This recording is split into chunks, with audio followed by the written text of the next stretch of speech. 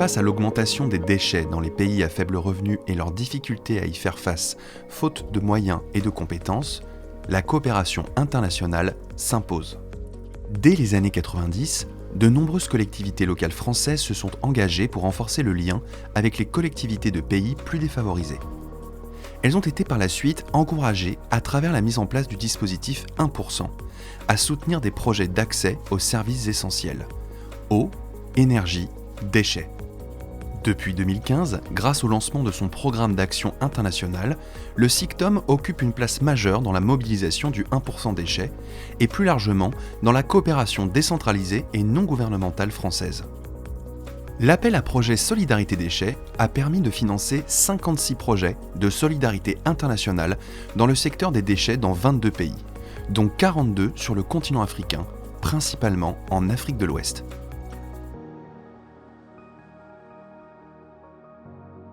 Après 10 années d'expérience dans la mobilisation du dispositif 1% déchets, le SICTOM a lancé une démarche de capitalisation en 2024. Celle-ci vise à produire des connaissances à partir des expériences des porteurs de projets et des acteurs soutenus par l'appel à projet Solidarité Déchets. Elle permet de diffuser ces connaissances auprès d'un grand nombre d'acteurs, parmi lesquels les porteurs de projets, des collectivités territoriales françaises et des Suds et des bailleurs. Démarche réflexive et participative, la capitalisation a embarqué les parties prenantes de l'appel à projet Solidarité Déchets pour mobiliser leur mémoire, leur savoir-faire et leurs connaissances acquises par la mise en place de projets. 5 axes d'apprentissage ont été abordés dans le cadre de cette capitalisation. La conception et le montage des projets. La gouvernance des projets. L'information, la sensibilisation et la manière de mobiliser les publics. Les risques et imprévus des projets. Et la soutenabilité et la durabilité des projets.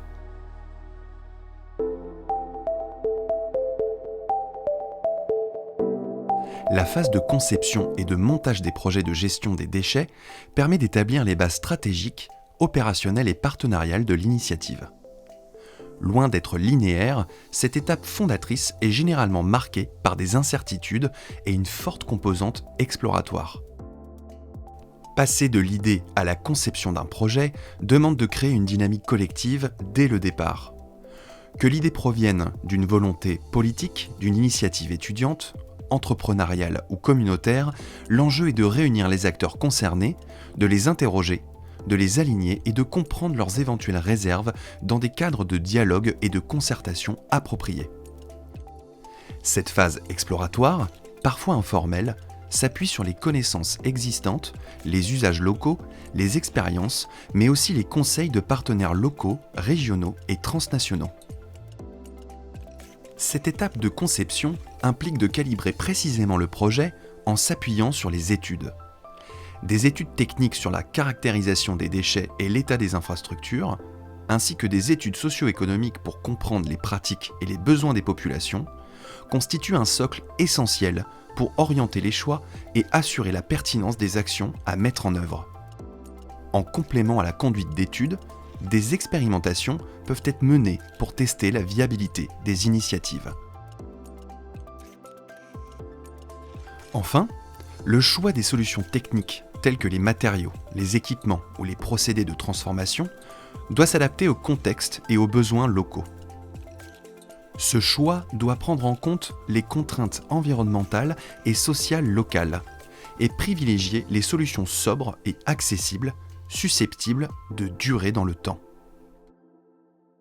Les études, c'est la base de tout ce qui va fonctionner derrière, c'est-à-dire que ce soit la phase d'études techniques finalement qui dimensionne le site qu'on va construire, mais que ce soit aussi toute la phase d'études de gouvernance du service et de l'étude qui permet de... Enfin, en fait, on appelle ça étude, mais je pense que c'est plus une phase de réflexion collective où chacun construit les futures responsabilités et rôles de chaque acteur et où on est en train de définir le scénario de gestion qui va se dessiner après autour du service. Toute cette phase-là, qui est une phase préparatoire en fait, au vrai démarrage du service qui intervient au bout de 2 ans, c'est le socle du futur service qui démarre. si on n'a pas de plan local et d'axes définis avec la commune sur lesquels se référencer, en fait, on n'a pas de direction dans laquelle aller. Si on ne passe pas par une passation de marché, par un choix d'opérateur, par la construction d'un cahier des charges concret, en fait, on n'a rien de tangible pour lancer un service et faire fonctionner un opérateur derrière.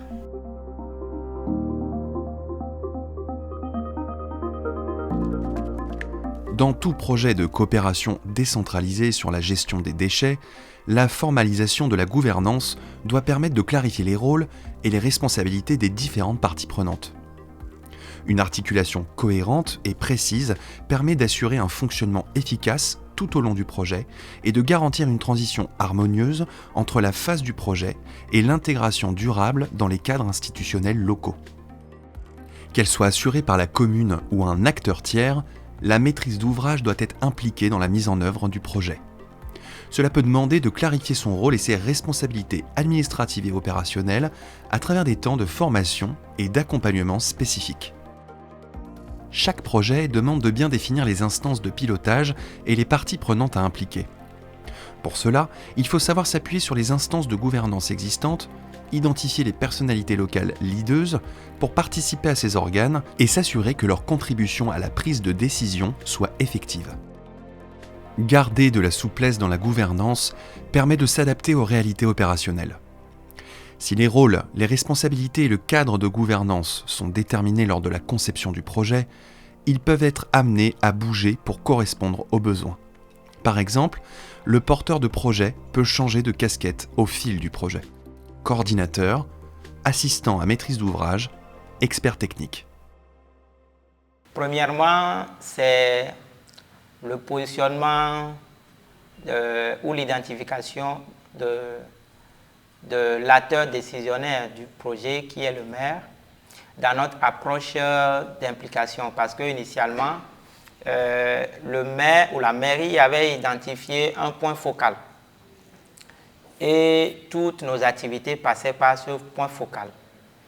Mais après, les activités traînent à se réaliser parce que le point focal doit faire le retour au maire, doit recevoir des instructions au maire. Et donc, ce qui fait traîner les dossiers, les activités, et parfois on se retrouve à la veille des activités que les personnes ne sont pas informées ou ne sont pas prêtes pour les séances, etc.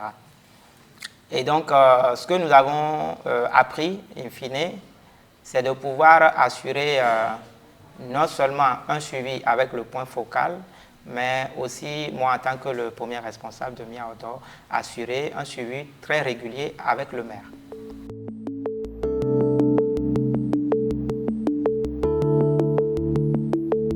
Les actions d'information, d'éducation et de communication permettent de répondre aux besoins d'adhésion et de changement de comportement nécessaires à la mise en œuvre d'un projet de gestion de déchets.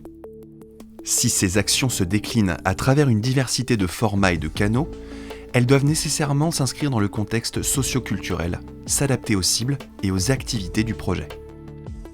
Conduire les actions main dans la main avec les parties prenantes locales permet de favoriser l'appropriation de la démarche par la population. Ce sont les acteurs locaux qui sauront identifier les messages les plus pertinents à adresser et les espaces pour aborder ces messages. Les porteurs de projets, eux, peuvent continuer à être présents, mais la posture de retrait est à privilégier. La temporalité des changements de comportement excède largement celle des projets et nécessite des efforts suivis sur le temps long. C'est la récurrence des messages et la combinaison de plusieurs types qui va permettre d'ancrer durablement les changements de comportement chez les usagers et les populations ciblées. En termes de sensibilisation, peu importe le public auquel on s'adresse, on essaye de rester vraiment sur quelque chose de très pragmatique. C'est-à-dire qu'on sait qu'un argument ne résonnera pas de la même manière en fonction de la personne à laquelle on s'adresse et à la façon dont la personne vit ou peut vivre sa vie.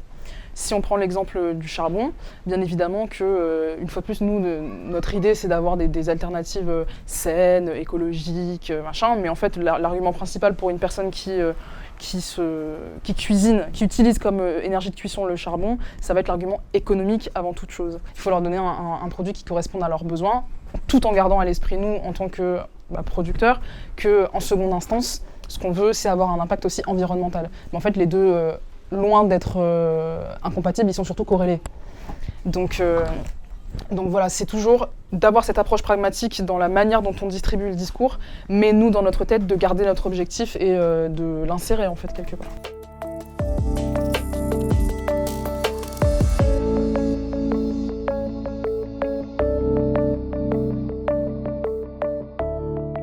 Risques institutionnels, temporels, financiers, sociaux, techniques ou environnementaux, un projet fait face à de nombreux événements ou situations ponctuelles, parfois difficilement anticipables. Dans des situations d'instabilité institutionnelle et politique qui pourraient compromettre la mise en œuvre ou la viabilité du projet, il est préférable que le porteur conserve au maximum un positionnement neutre. Pour assurer le portage et la continuité du projet, il peut s'avérer nécessaire de former le nouveau personnel politique ou de le remobiliser à travers du plaidoyer. Face aux risques et imprévus financiers, les priorités doivent être réévaluées au fil de l'eau en fonction des besoins réels, des ressources disponibles et des objectifs atteignables. Conserver une flexibilité budgétaire en lien avec les bailleurs peut permettre de réorienter des financements d'une activité à une autre.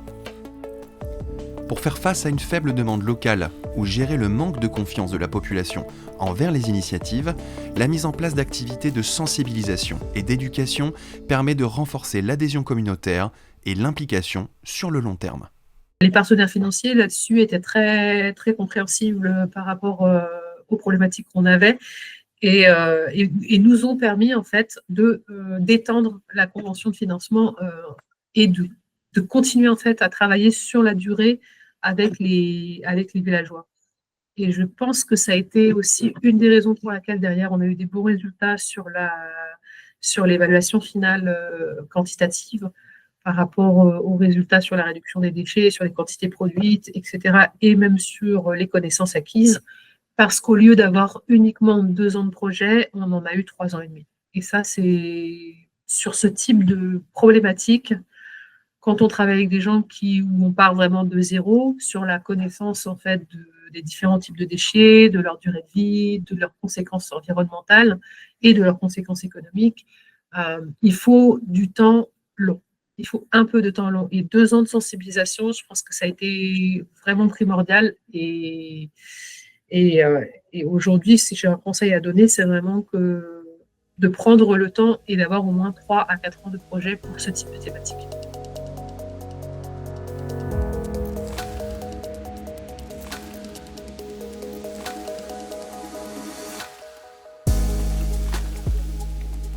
La faculté des acquis d'un projet à perdurer dans le temps est difficile à maîtriser et dépend de nombreux facteurs. Le contexte politique, social et économique, la continuité du portage institutionnel, les compétences des opérateurs ou agents, l'équilibre économique des activités conduites, l'adéquation entre l'échelle et le système de fonctionnement du service proposé, etc. Assurer la transition entre la fin d'un projet et l'intégration de ses acquis dans un service est un vrai défi pour les parties prenantes. Le porteur de projet doit impérativement anticiper sa sortie dès le montage du projet et assurer son soutien à la collectivité sur le temps long pour pérenniser les acquis. Cela peut passer par un soutien à la structuration économique et au dimensionnement du service et de son fonctionnement. Ce qui entend souvent un travail de fond sur les ressources fiscales et non fiscales de la collectivité dans une approche intégrée. Pour assurer la soutenabilité organisationnelle et institutionnelle d'un projet et intégrer durablement les acquis dans le service, le porteur de projet peut contribuer à structurer les services municipaux et à renforcer les compétences locales des différents acteurs intervenant sur le service de gestion de déchets. Cela peut se faire à travers des formations ou un accompagnement de terrain et de proximité. Il y a une vraie différence entre les ONG locales et les ONG internationales en termes de résilience. Une ONG locale qui est finalement très tributaire des fonds, des fonds des partenaires financiers, si elle n'arrive pas à anticiper l'étape d'après, en fait, peut se retrouver mise en péril par un financement qui s'arrête. Et je pense que c'est une situation qui peut être assez complexe à gérer pour les partenaires locaux. Et je pense en termes de résilience aussi, c'est important de se dire que on reste pas forcément bloqué sur l'idée initiale qu'on avait au début d'un projet, mais qu'on puisse aussi réfléchir à comment adapter le projet au fur et à mesure de ce qui arrive. Et c'est important que les bailleurs puissent être à l'écoute de ça pour pouvoir aussi nous accompagner dans les changements d'axe. Si on regarde un petit peu le contexte international, les partenaires locaux n'ont pas forcément les mêmes facilités d'accès au financement que les ONG internationales. Quelque part, ça pose aussi la question du partenariat. Comment équilibrer le partenariat pour qu'en fait la position de l'un et de l'autre soit complémentaire et que ça ne soit pas en fait facteur de frustration. La gestion des déchets dans le cadre de projets de coopération décentralisés bénéficie d'un large éventail d'expériences. La capitalisation menée dans le cadre de l'appel à projet Solidarité Déchets constitue un pas de plus vers une démarche d'apprentissage et de qualité des projets à venir pour plus de coopération.